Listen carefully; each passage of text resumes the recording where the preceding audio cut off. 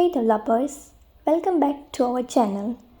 Today we are diving into a topic that can level up your coding skills and help you write cleaner and more efficient code, that is design patterns. In this video, we will cover 5 must-known design patterns that every developer should have in their toolbox. Stick around to find out how they work, when to use them, and real-world example for each one. Let's jump right in. Before we dive into specific patterns, let's first answer what is design pattern. A design pattern is a reusable solution to a common problems in software design. It's like having a blueprint that guides you in structuring your code to solve specific challenges effectively. Design patterns aren't code themselves.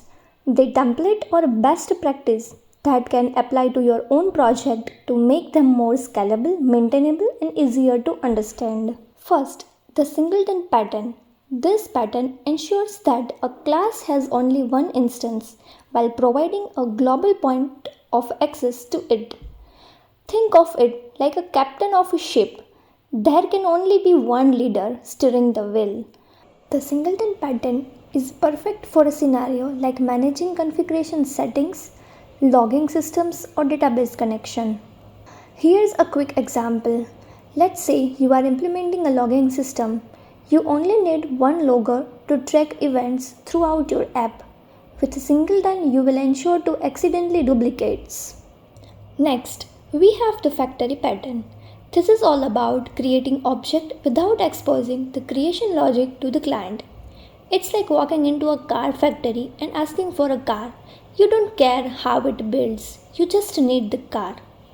You did use this pattern when you are dealing with multiple types of objects that share a common interface or a superclass. But you don't want your code cluster with creation logic. For instance, in a car manufacturing application, you can use factory pattern to create a sedan or an SUV depending on the input. The third is the observer pattern. Is all about communication. Imagine you are following your favorite news channel. When they post something new, you get notified. That's the observer pattern, a one-to-many relationship where changes in one object triggers updates in another. You will see this pattern in the notification system, stock price update, or even GUI elements where multiple components need to update dynamically. For example, let's say you are building a new app with the observer pattern. When a new article is published, all subscriber users are notified instantly. Now, let's talk about the strategy pattern. This pattern allows you to define a family of algorithms, encapsulate them, and make them interchangeable. Think of it like picking a mode of transportation: car, bike, or a train. Each gets you to your destination but in a different ways. This is a great scenario for where you need to swipe out algorithms at a runtime, like payment processing or sorting strategies. For instance, you can use a strategy pattern to implement multiple payment options in your app, like credit card, PayPal, or a bank transfer, and switch them between seamlessly. Last but not least, the decorator pattern. This pattern dynamically adds a new behavior to an object without altering its structure. It's like adding topping to a pizza. You are enhancing the base without changing the crust. You did use this pattern in a UI components where you might want to add scrolling, border, or resizing features to a text box. Here is an example.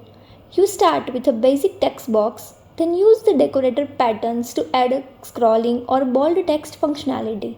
Make it more versatile. And that's it. Today we covered 5 essential design patterns: singleton, factory, observer, strategy, and decorator. These patterns are more than just concepts. They are tools to help you write better, more scalable, and maintainable code. Now it's your turn. Try implementing one of this pattern in your next project and let me know how does it goes in the comment. Don't forget to like this video, subscribe to the channel, and hit the notification bell for developer tips and tricks. Thanks for watching, and I will see you in the next one.